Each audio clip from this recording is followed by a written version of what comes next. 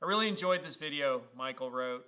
I'm staggered that you're concerned, staggered that you're concerned about your finances because you're the best teacher of web dev and Go that I've found online. I would have thought that even if Greater Commons fails, which I hope it won't, that you'd be able to supplement your teacher income with online course sales. So now I just want to explore for a minute the data that I put together and give some insight into the kind of money that gets made when you teach online.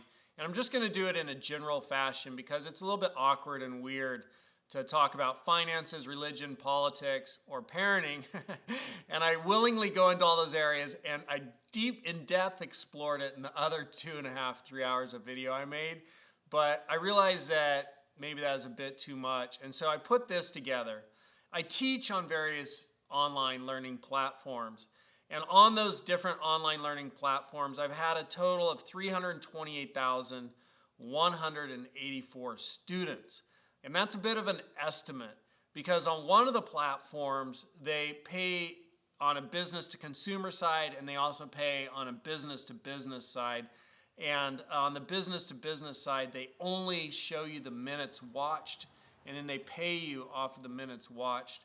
And so, you know, I had to guesstimate, like with this many minutes watched, the average person's in my course for this many minutes, then that equates to this many students. It's a pretty good mathematically sound estimate. So that's about an estimate of how many students have taken my courses since I started teaching on different online learning platforms. On these three at least, 328,184. On one of the learning platforms, I get paid 4.8 cents per student. And so 4.8 cents times 328,000 equates to $15,752. On another one of the learning platforms, I get paid 0.637 cents per student. And on the final learning platform, I get paid $2.04 a student. Now that isn't the marketed advertised rate. That's the rate after everything shakes out and when you factor in all of the nuances and conditions and the average price, right? Like if we just said that they're selling the course for $10, right? They're selling each course for $10. That's $3.28 million in revenue that's been generated. Very best case scenario, and this is nowhere near what I realized, very best case scenario, that's $656,000 to me, or 656 divided by 328, 656, 123, divided by 3,280,000, 123, right? That's 20% to me, very best case, which is far cry from what a lot of these learning platforms advertise.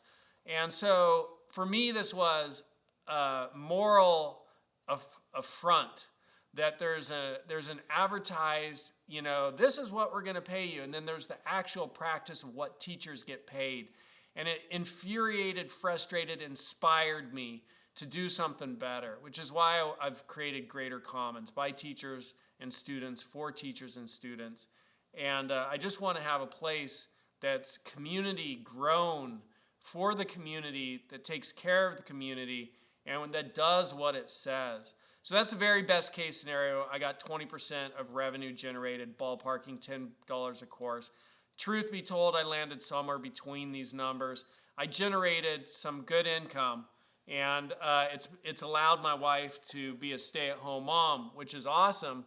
But I've also burned all of that money.